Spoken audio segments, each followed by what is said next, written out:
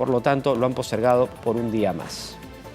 Bien, y hablando de satélites, bueno, el Perú también está próximo a adquirir ya su primer satélite peruano, y para conversar al respecto de este tema vamos a darle la bienvenida al general FAP Carlos Rodríguez Pajares. Él es el jefe de la Comisión Nacional de Investigación y Desarrollo Aeroespacial del CONIDA, quien está aquí con nosotros. General, muy buenos días, gracias por estar aquí. Y también está el coronel FAP Edgardo Barrueto Plaza, presidente de la Comisión Técnica Especializada, que ha desarrollado los estudios técnicos de este satélite que está... La evaluación técnica. La evaluación técnica, es correcto, para la adquisición de este satélite. Muchas gracias, gracias por estar aquí con nosotros. Bueno, general, en principio, ¿en qué consiste? ¿Cuál es la principal función de la adquisición de este nuevo satélite para nuestro país? Muy bien. Nuevamente, buenos días a través suyo a todo el país. Reciban el saludo de CONIDA. Efectivamente, el proyecto del sistema satelital no nace en estos años, sino viene arrastrando de 2005. En el 2006 se crea una ley, decreta una ley que declara de interés nacional la implementación y desarrollo del Centro Nacional de Operaciones de Imágenes Satelitales, CENOIS.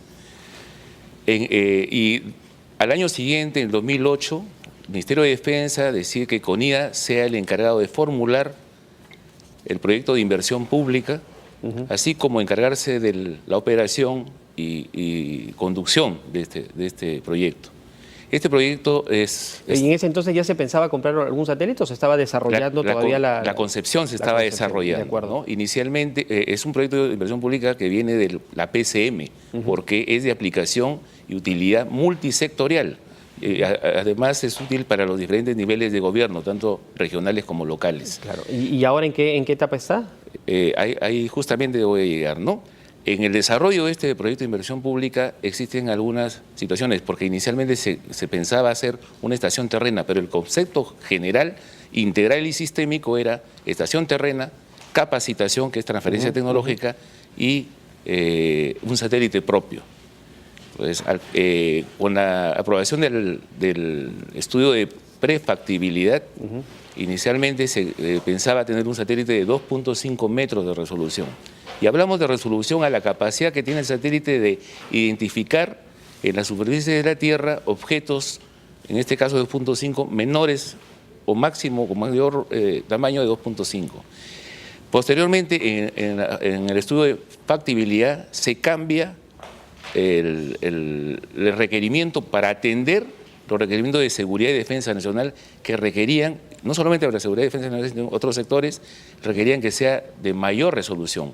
Por eso es que se hace una nueva evaluación y se determina que sea submétrico, menor a 1 metro para la detección de objetos en la Tierra. ¿De acuerdo? Entonces, vale decir que todo este proceso está bajo la normatividad del SNIP y ha seguido los controles del caso, tanto en la PCM como en el Ministerio de Economía y Finanzas. Que es un poco cumplir con estas exigencias que la ley ha establecido al respecto. Permítame conversar con el coronel Barrueto también al respecto, es decir, ¿cuáles son las características técnicas de este satélite? ¿Qué rol va a cumplir? ¿Cuáles son las funciones principales que va a desarrollar? Como bien lo ha dicho el general, es un satélite multisectorial. Tiene una gama de aplicabilidad no solamente para el ámbito de la defensa, como muy bien lo ha dicho, sino también para los diferentes ministerios.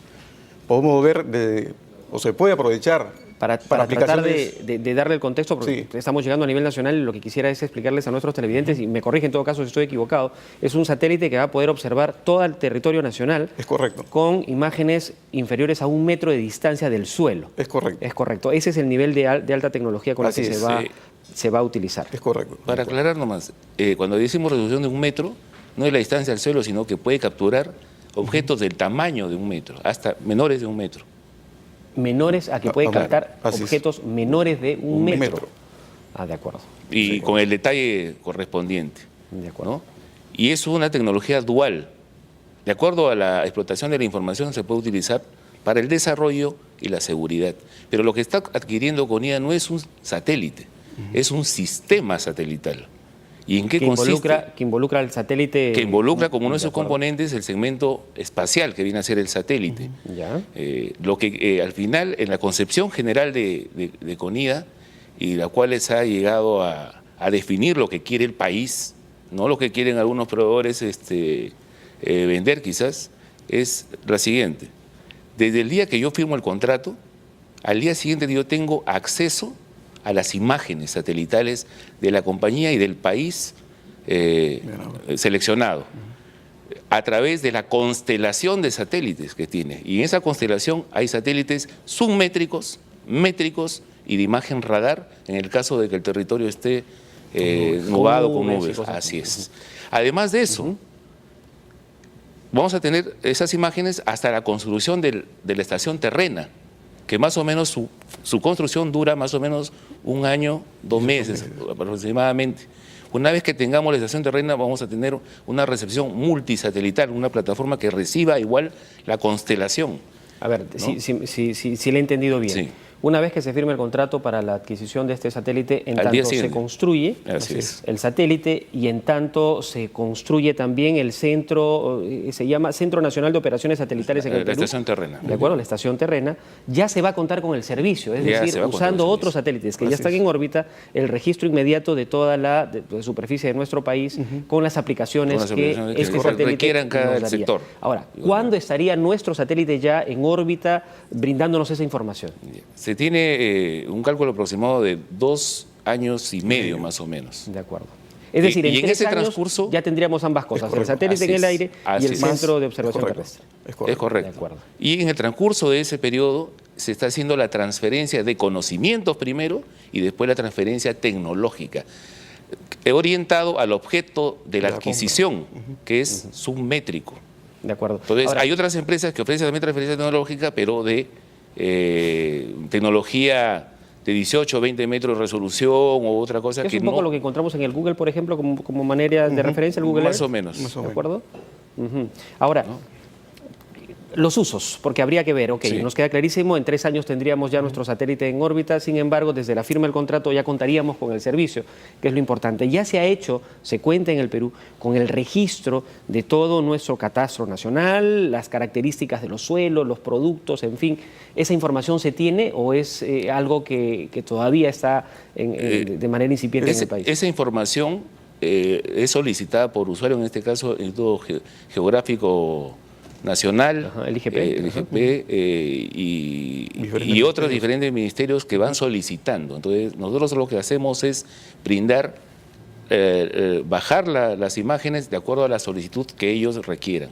Entonces, este es un centro, un nodo principal de distribución de las imágenes para ser aplicadas a los diferentes requerimientos del sector y de los gobiernos regionales y locales para contribuir con el desarrollo nacional y la lucha contra la pobreza. Ahora, este Centro Nacional de Operaciones Satelitales, permítame preguntarle al coronel, ¿va a permitir, por ejemplo, hacer un inventario de todas las fuentes naturales que hay en el país? Es correcto. Por ejemplo, tener un inventario de los recursos hídricos, tener un inventario de los focos de contaminación o de afectación, por ejemplo, a los ríos de nuestro país, las zonas deforestadas o, en todo caso, lugares donde se dan desastres naturales, donde probablemente no hay población y no llegan los medios de comunicación a cubrir este tipo de información.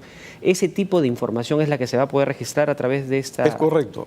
No solo un inventario, sino que esa información necesita actualizarse cada cierto tiempo, ¿no? Para poder ver cuál es la magnitud o cómo va mejorando, variando, ¿no? O empeorando alguna situación, ¿no?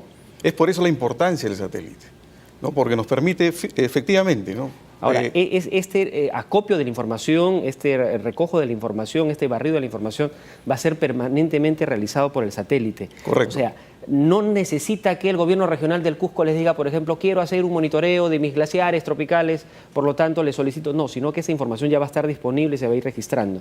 ¿Es correcto? Hay varias formas, sí. Siempre se va a solicitar. Así es. También a solicitud. Eso es lo que no me queda claro, sí. Porque ahora se hace a solicitud en algunos casos y se recurren a servicios de satélite internacionales. Así es. ¿Es correcto? Es correcto. Pero adicionalmente a la atención de la necesidad de un gobierno regional o no, o de cualquier localidad o institución, ¿qué responsabilidades va a tener este Centro de Observación Terrestre al respecto? Que no necesariamente atiendan a solicitudes. Por eso que en el proyecto dice atención de la demanda, y la demanda lo genera los usuarios. Y lo que sí tenemos que estar es interconectados con los usuarios a través de redes virtuales como VPN, donde les llegue con oportunidad la información. Y hablando de oportunidad, en el caso del terremoto de Pisco, como no tenemos el sistema y se pide imágenes para ver la evaluación de daños, se demoraron más o menos 8 días. Por eso que la información tiene que ser oportuna y este ha sido uno de los criterios por el cual se necesita que el Perú tenga un satélite propio. ¿Y cómo sería en este caso una vez que contemos con el satélite? 3 horas máximo se tienen las imágenes si en este caso un desastre, ¿no? Para poder intervenir y poder rescatar inclusive sobrevivientes. Las vías, por ejemplo, las vías terrestres que han sido afectadas, ¿qué alternativas hay para poder se pueden ver puntos? sobrevivientes si estamos hablando de submétrico. Así es. Ah, de acuerdo. A ese nivel de precisión. A ese nivel de precisión. Ahora, se me viene a la cabeza entonces si vamos a tener un centro, una gran cámara que va a registrar todo lo que sucede en nuestro territorio nacional, se tendrá también un enorme equipo de profesionales de diferentes especialidades haciendo el análisis de esta información. ¿Qué se ha pensado en ese sentido? Hay 2 factores. Hay uno, personal mínimo de 30 ingenieros y especialistas peruanos que van a recibir la transferencia tecnológica de cómo se construye, se diseña, se fabrica un satélite submétrico. Estamos hablando de un satélite submétrico que es tecnología de punta. En segundo lugar, se está coordinando con los usuarios, porque en cada usuario, por ejemplo, en De Vida o en el Instituto Geográfico Nacional, va a haber personal que trabajan con procesamiento de imágenes. Entonces hay gente que también va a ser preparada, especialistas, con maestrías y cursos para la explotación de las imágenes. Porque lo principal acá no es tener el satélite en el aire, sino la información. Claro, el uso de esa información. El uso de información que se calcula que teniendo un satélite y explotando oportunamente y eficientemente la información, hay un incremento del 3% del PBI en un país. Ahora, lo otro que se me viene a la mente de inmediato es el terrible problema que nosotros tenemos en la zona del Brain, la lucha frontal contra el narcotráfico, contra el terrorismo. ¿Qué tanta ayuda va a significar para las fuerzas policiales, las fuerzas armadas, para ser más eficientes, más efectivos en esta lucha contra estos flagelos de la sociedad? Sí, se puede programar el satélite hasta 3 horas antes, como lo dice 30 minutos antes, perdón, ¿no? Del pase del satélite por el Perú. Y si es que, por ejemplo, la zona del Brain estuviera nublada, que normalmente para nublada, tenemos la oportunidad de accesar a los satélites de apertura sintética, radar de la constelación.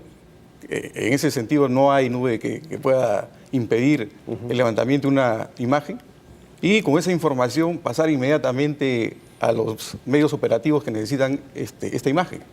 De acuerdo. Ahora, con estas imágenes de satélite yo entiendo que hay diferentes tipos de coloraciones o indicadores que nos podrían identificar, por ejemplo, con total facilidad qué tipo de cultivos hay en cada terreno. Sí. El sembrío ilegal de coca, de amapola y otros tipos de productos serían fácilmente detectables para poder hacer actividades de interdicción. El satélite no solamente es pancromático, es multiespectral, ¿no? En diferentes bandas de colores que nos permiten efectivamente hacer el trabajo que usted está mencionando.